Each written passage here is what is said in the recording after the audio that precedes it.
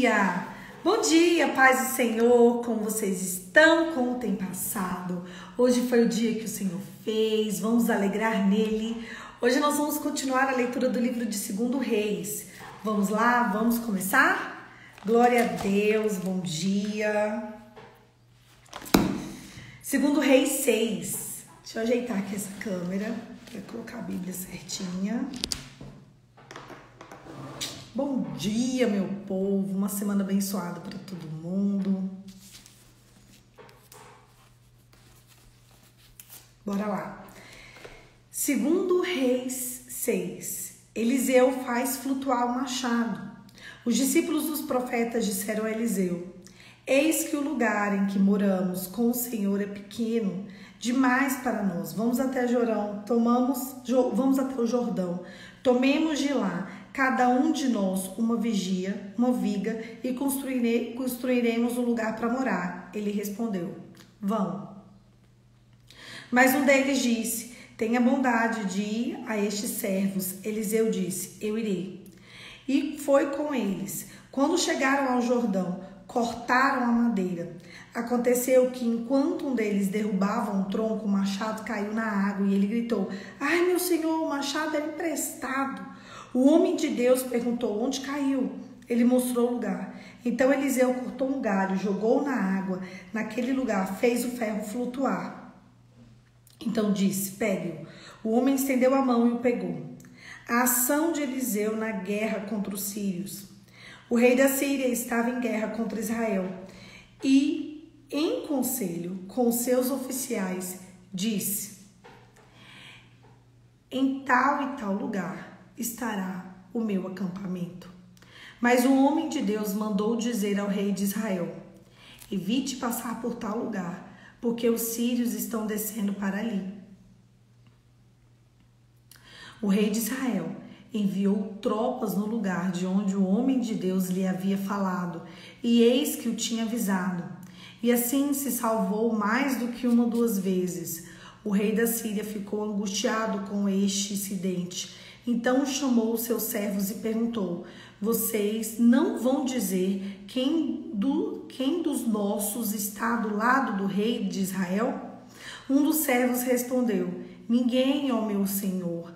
Mas o profeta Eliseu, que está em Israel, conta ao rei de Israel as palavras que o Senhor fala no quarto de dormir. Então o rei disse: vão e descubra onde ele está, para que eu mande prendê-lo. E contaram ao rei: eis que ele está em Dotã. Então enviou para lá cavalos e carros de guerra e um exército. E eles chegaram de noite e cercaram a cidade. O servo do homem de Deus levantou bem cedo para sair nas tropas dos cavalos e carros de guerra que haviam cercado a cidade. Então o moço disse a Eliseu: ai, meu senhor, o que faremos? Ele respondeu: não tenha medo, porque mais são os que estão conosco do que os que estão com eles. E Eliseu disse: Senhor, peço-te que abra os olhos para que eu veja. E o Senhor abriu os olhos do moço, e eis que ele viu que o monte estava cheio de cavalos de carro de fogo e ao redor de Eliseu. E quando os sírios desceram contra ele, Eliseu orou ao Senhor e disse: peço-te que firas essa gente de cegueira. E ele feriu de cegueira conforme a palavra de Eliseu. Então Eliseu lhe disse: não é este o caminho, nem a cidade. Sigam-me, e eu os guiarei ao homem que vocês estão procurando. E os guiou à cidade de Samaria. Quando eles chegaram a Samaria, Eliseu disse: Senhor, abre os olhos deles e os homens para que eles vejam. E o Senhor abriu os olhos dele e viram. E eis que estavam dentro de Samaria. Quando o rei de Israel viu, perguntou a Eliseu: meu pai, devo matá-los? Devo matá-los? Ele respondeu: não os mate. Você mataria aqueles que fizesse prisioneiros com a sua espada e o seu arco? Ordene-lhes que lhe dê pão e água, para que comam, bebam e voltem para o seu senhor. Então o rei ofereceu-lhes um grande banquete, e comeram e beberam, e os despediu, e voltaram para o seu senhor. E a partir da Síria não houve mais investidas na terra de Israel. A fome em Samaria. Depois disso, Ben-Hadad, rei da Síria, juntou todo o seu exército e sitiou a cidade de Samaria. Houve grande fome em Samaria.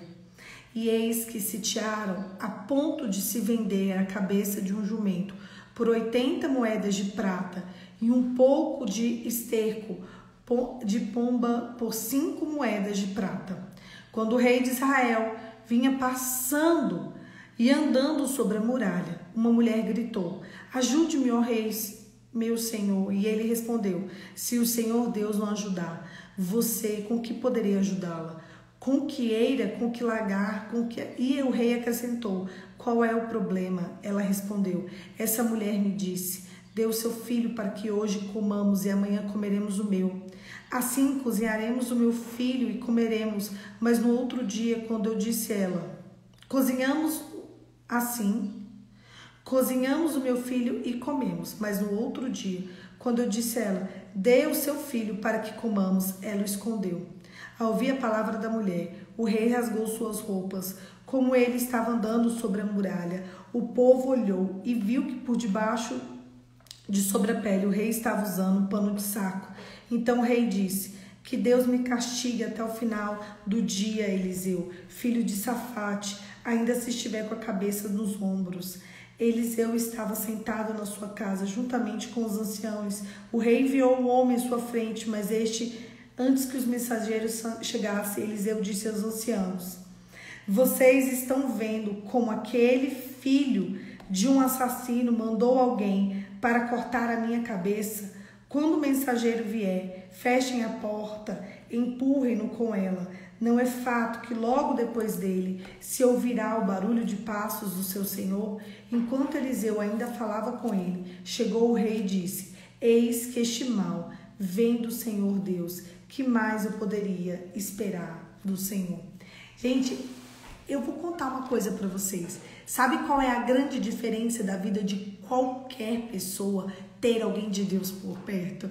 A gente vê a história, né, de um rei.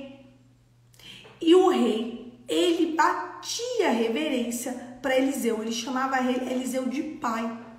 Olha só, o homem que tem toda a autoridade. Não, gente, é o rei. Quem é o rei? Aquele que tem toda a autoridade. E mesmo assim, ele se submetia às instruções do profeta. Deixa eu contar para vocês. Às vezes a gente quer ser aquele que tem autoridade, aquele que comanda, aquele que está por cima. Mas vocês querem saber quem é que tem autoridade mesmo? É quem tem muito, mas muito poder do Espírito Santo. Vocês querem saber quem é a pessoa cheia de autoridade? É o que tem revelação do santo, é o que tem a revelação da presença de Deus, é aquele que está perto de Deus. Por isso, gente, que a melhor solução para a vida de uma pessoa é ser de Deus. É uma vida de abrir mão das coisas deste século. E as coisas deste século, elas trazem prazer para a carne. Mas deixa eu contar, não existe ninguém com mais autoridade na terra do que uma pessoa cheia do Espírito Santo de Deus. A gente viu várias histórias. A primeira história foi de um machado emprestado que caiu. Vocês têm noção? Você pega um negócio emprestado, você perde. Só que tinha um homem de Deus por perto. O machado caiu no rio, ele era emprestado. E agora? Não, peraí. Deixa eu jogar aqui um pedaço de pau. Jogou o pau, o machado flutuou. Agora toma cuidado. Vocês têm noção do que é isso? Daqui a pouquinho vem um exército inteiro contra, inclusive o homem de Deus, porque ele estava marchando e Deus contava todos os passos do rei da Síria. E a gente tem noção que ele parou um exército com o poder da palavra. Gente, a gente subestima demais o poder da oração, o poder da intimidade, o poder de estar perto. Olha, eu vou contar, hoje eu acordei rindo. O culto de ontem à noite na minha igreja foi sobre como Deus responde orações imediatas. Foi muito engraçado ter uma experiência, porque eu estou tendo uma situação que não tem uma solução humana. Não tem como Deus, não tem como eu fazer nada, não tem como eu resolver nada. Só tem, isso aqui tá me incomodando, vocês estão vendo que toda hora vou fazer assim, pronto. Não tem como eu resolver nada, não tem como. Só quem pode fazer é Deus. E ontem, na hora da oração, eu falei assim, Deus, me dá um sinal de fumaça nessa demanda, me dá um sinal de fumaça nessa situação, porque eu preciso saber se o Senhor está comigo nessa demanda. Eu preciso saber se ainda vem da tua parte essa demanda. Então eu te peço que hoje o Senhor me dê um sinal de fumaça. Eu literalmente fiz essa oração. Quando eu cheguei em casa, 1 hora depois que eu cheguei em casa, eu tive um sinal de fumaça. Foi muito engraçado ver como Deus, em pleno 2022, responde orações imediatas. Porque talvez, gente, a demanda que você tem para resolver, não dá para resolver agora. Como a minha não dá para resolver hoje, não dá para resolver amanhã. Mas Deus pode enviando sinais para dizer, esse é o caminho, anda por ele. Aquele é o caminho, anda por ele. Vai por aqui, meu filho, vai por ali, meu filho. E ali você vai sendo conduzido pelo poder da palavra. A gente precisa saber que o Espírito Santo de Deus está aqui. Sabe, a gente vê Eliseu, um profeta cheio do Espírito Santo, e a gente se impacta. Mas eu tenho uma coisa para contar para você nessa manhã.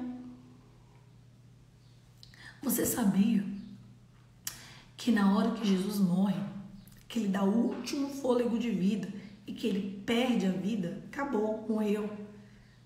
Na sexta-feira, quando Jesus morre, o véu que fazia separação entre Deus e os homens foi rasgado de alto a baixo.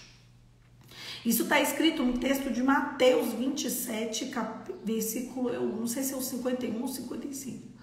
Está escrito, o véu que fazia separação entre Deus e os homens foi rasgado. Vocês fazem ideia do que é isso? É um Deus que está perto, é um Deus que está disponível. A obra do Espírito Santo, ela alcançou o mundo. Quando havia o Deus Pai, era numa região. Quando havia o Deus Filho, também era numa região limitada. Agora, com Deus Espírito Santo, é algo extraordinário. Olha a quantidade de países que foram evangelizados. Olha você, olha eu. Uma terra sem expectativas. Uma terra de índios. Uma terra que adoravam todo tipo de criatura. Adoravam o sol, a lua, o animal, a árvore, a terra, a planta, o não sei o que, a água. Tudo era adoração, tudo era um Deus, o vento, a tempestade, o fogo, tudo era adoração. E sabe o que aconteceu? Nós fomos evangelizados pelo poder do Espírito Santo de Deus. A gente vê a história de Eliseu e a gente vê que Eliseu faz uma oração imediata. Senhor, cega eles.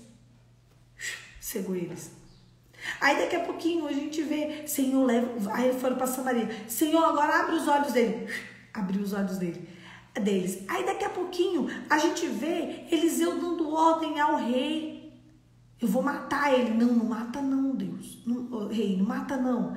Dá comida e manda eles embora. Deram comida, mandaram embora. Então assim, até o rei se submeteu à autoridade do homem de Deus.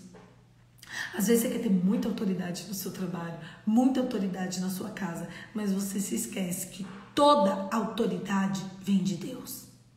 É muito melhor você ser alguém cheio do Espírito Santo do que ser alguém com autoridade terrena. Porque as pessoas com autoridade terrenas, elas precisam se submeter a pessoas de Deus. É muito melhor a gente buscar a presença do Espírito Santo. Muito melhor. Muito melhor mesmo. Busque enquanto a gente pode achar. Vocês têm noção do tamanho da obra do Espírito Santo? É muito interessante ter uma cidade satélite aqui em Taguatinga. Agora é região administrativa, né? Uma região administrativa aqui em Brasília. pertinho da minha cidade, da minha região, que tem uma igreja a cada esquina. E eu acho interessante, porque quando eu vejo aquela quantidade de igrejinhas, eu fico pensando, olha a obra do Espírito Santo. Olha a obra do Espírito Santo.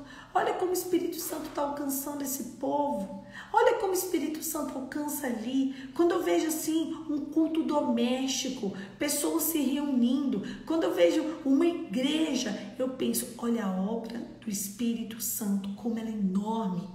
Pessoas de outras línguas, pessoas de outras nações, pessoas de outros idiomas, falando o mesmo evangelho que a gente fala hoje. Sabe o que é isso? É o poder do Espírito Santo de Deus. Presta atenção. O evangelho ele é feito de poder, tá? Mas o poder de Deus, ele é aperfeiçoado, sabe aonde? Na minha e na sua fraqueza.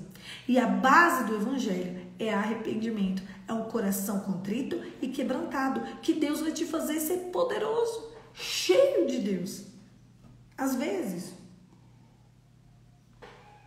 a gente quer ser ali, ó, lá em Simão. Mas na verdade a gente tem que aprender a ser aqui, ó. Ser aqui humilde, santo, puro, irrepreensível. Fazer o básico, porque o básico sempre funciona. Alcançar você mesmo, todos os dias. Se alcance, se domine. Se você alcançar você mesmo todos os dias, as coisas vão começar a acontecer. Se alcança 1, se alcança 2, se alcança 3. E as coisas começam a acontecer na sua vida. Deus, ele não está com os olhos tapados para você. Ele não está de ouvido fechado. Deus ainda responde orações. Deus ainda faz milagres. Deus ainda traz respostas. Deus ainda modifica situações. Deus ainda conta testemunhos. Deus ainda entrega bênçãos. Deus ainda faz. Ele faz. Deus entrega a presença dele para quem busca. Busque a presença de Deus. A última história desse texto é uma história muito ruim. A fome era tão grande. Mas a fome era tão grande, chegou um tempo de fome, que 2 mulheres decidiram comer os seus próprios filhos. Gente, vocês têm noção do que é isso? Você ir lá e você decidir comer o seu próprio filho? Meu Deus do céu! Eu não consigo imaginar. Aí comeram de uma e na hora que foi comer o da outra, a outra escondeu o filho. Tem mãe hoje em dia que comeria o filho.